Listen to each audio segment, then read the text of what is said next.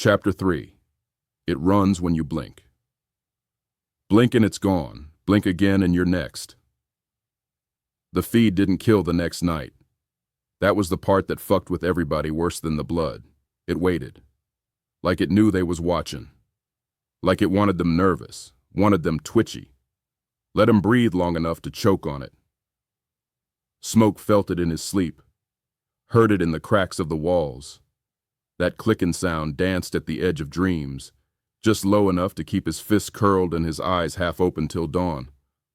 K-Doll didn't sleep either. She sat on the garage roof all night, shotgun across her lap, JJ's sketchbook open beside her, reading it like scripture. They was on edge. Bent Horn was a powder keg, and the feed knew it. It just needed to light the next match. Smoke walked the south end that morning. Trash blowing down the street like tumbleweeds, stores locked up, even the dope boys stayed off the block. Bent Horn was scared, and that made people dangerous. He passed Miss Dolores's porch and saw her crucifix flipped upside down.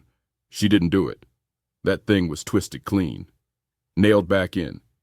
He ain't say nothing, just kept moving. Near the old car wash, he saw the pit bull, Chunk, big boy, used to chase tires and scare mailmen for fun. Now, he was spread across the pavement like pulled pork, guts gone, same surgical cut, heart still in the cage, but this one was fresh, real fresh, blood still steam rising. Smoke backed up. That clicking sound echoed from behind the broken vacuums. Then, silence. He turned, saw it, just for a blink. A flash of pale flesh, a long limb, no eyes, mouth wide. Then it was gone again, like it stepped through a hole in the air. Smoke's hand shook, not from fear, from rage. Back at Carter's, he slammed the crowbar onto the table. It was there, he told K-Doll. At the car wash. Killed Chunk, clean, like it knew I was coming. She grabbed her Glock. Let's go now. No, she stopped. Why? Because I blinked. She stared. I fucking blinked, he said again, quieter. And it vanished. She sat slow, lips parting. Like it knew the rhythm of your body. Yeah. He leaned forward, elbows on knees. It ain't just fast.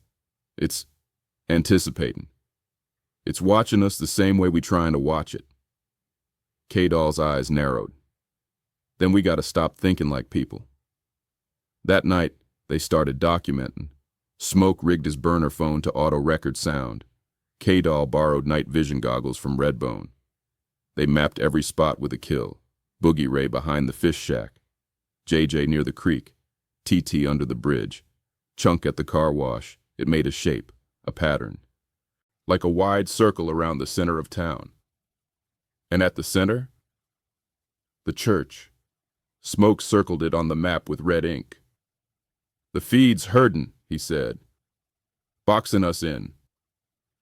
Then we need a new map, K-Doll said. She slammed the sketchbook down, flipped to a fresh page and started drawing with black marker. New lines, new plan, new rules. The church bell rang the next morning. Nobody rang it. Wasn't Sunday. Wasn't no funeral scheduled. And still, that dull-ass iron clang echoed through Bent Horn like it was tolling for every damn secret this town tried to bury. Smoke and K-Doll pulled up in under 5. Carter's garage empty behind them. Front seat of the Monte Carlo smelling like gun oil and burnt nerves. Crowd already formed in outside First Baptist. Folks in robes. Folks in do-rags. Mama Jewel still had on her damn apron. All of them pointing up at the bell tower. Sheriff Briggs was there too, sweating through his uniform, holding folks back with one hand and looking like he'd just seen Jesus moonwalking through fire with the other. Smoke walked straight through the tape. Didn't ask for permission, didn't need it. He stepped inside the church, dust floating in the slants of stained glass light, and climbed the narrow stairs up to the bell tower. He smelled it before he saw it. That same foul mix, iron, rot, and some otherworld shit that stuck to the inside of your nose like moldy grief. And then, the body. Pastor Thaddeus, Hung upside down from the bell's rope like a goddamn offering. Split open from sternum to pelvis. Skin peeled, ribs flared, all guts gone. Heart still there, eyes wide open, glassy, still looking at the sky like he expected it to save him. K-Doll climbed up behind him, saw the scene, and turned away fast. Fuck. Smoke didn't flinch. He looked down.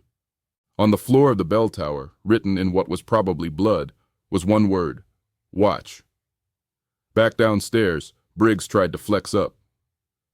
This shit's gone too far, he snapped. You think you in charge now, Smoke? Smoke walked up slow, face calm, voice even.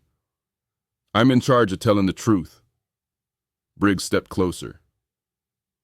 You really believe that monster story? K-Doll interrupted. We saw it, and it saw us. Briggs looked between them, then at the crowd gathering. He lowered his voice. Y'all spread this panic and we gon' have blood in the streets. I'm talking babies, old folks, good people with no clue how to handle fear. Smoke said, then handle it better. Briggs stood quiet.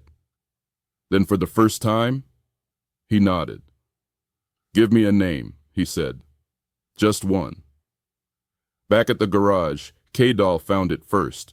She was flipping through one of Redbone's old hunting books, pages warped from swamp air and whiskey spills, when she landed on an entry that made her go still. Smoke, she said. You need to read this. He came over, eyes trailing the page. It was a passage from 1971. Some hunter claiming he saw a gut stealer during a meteor shower. Described it as tall, faceless, hunched. Said it moved between breaths. That blink, and you miss it. And it always left the heart.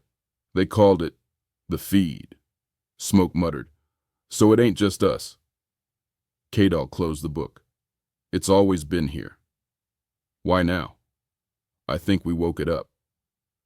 That night, they made the kill map bigger. Red pins for bodies, yellow for sightings, green for sounds. In the middle of it all, that one damn word scrawled on the board in black Sharpie. Watch. Smoke tapped it with his knife. This ain't just killing, it's a performance. K-Doll looked up. For who? He didn't answer, because he didn't know, but deep down, he had a feeling. It was watching them too. Redbone showed up just before midnight, pulled up in his beat-up Dodge with a bottle in one hand and a machete in the other. Didn't say much, didn't have to. His face was enough, jaw tight, eyes dark, that limp of his heavier than usual. He walked into Carter's and dropped a black trash bag on the ground. K-Doll jumped. What the hell? Redbone unzipped it. Inside, a deer carcass, split the same way as Boogie JJ the pastor, but this one, it was fresh. Caught it this morning, Redbone said. It was still twitching. Smoke crouched low, looking at the wound. Clean again, he muttered. No tracks? Redbone shook his head. It don't leave footprints, or it don't leave 'em long enough to matter. K-Doll lit a cigarette, hands shaking. This motherfucker's clocking us like a job. Smoke stood, wiped his hands. It's playing with its food. 3 hours later, Bent Horn got its next death. Latrice, a single mother who worked the night shift at the Circle Q, was found in the freezer, folded inside the ice chest like a fucking rag doll. Frozen pizza boxes stacked on her chest like a joke. Open from the sternum, gutted. But her heart still beating slow when they found her. She died blinking. No screams, no alarms, just blood in the ice, her eyes stuck on the security cam like she was trying to warn the next person to clock in. Briggs showed up, threw up behind the dumpster. Didn't even try to stop Smoke when he walked past the tape. K-Doll followed close, knuckles white around her Glock. Inside the freezer, they stood in silence. Smoke looked down at Latrice's open body, then up at the camera. It was still recording. Back at the garage, they pulled the footage, and there it was. Timestamp, 3:17 a.m. Latrice walked into the freezer, grabbed a bag of ice, bent to grab a second. She blinked, Frame skip. The feed was behind her. No movement, no crawl, no entrance. It was just there. It reached for her. She turned, saw it, and then she froze, like time itself stuttered. Then the feed cut out for exactly 3 seconds. When it came back, she was gutted, still upright, still alive, staring into the camera, whispering one word with her last breath.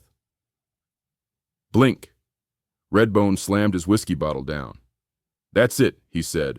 We fightin' something that don't move like man or beast. K-Doll stared at the screen. It skips time, like it don't need steps. Smoke sat quiet, breathing heavy. It ain't just fast, it's outside motion, like a fucking glitch. Redbone grabbed a Sharpie, marked another red dot on the board. Smoke stood and drew a circle around the entire town. We ain't dealing with a hunter anymore. K-Doll looked at him. What are we dealing with? He stared at the center of the map, eyes cold, jaw set.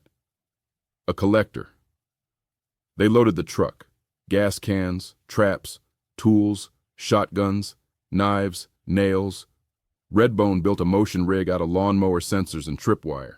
Smoke taped mirrors to the back of his jacket so he could watch both ways.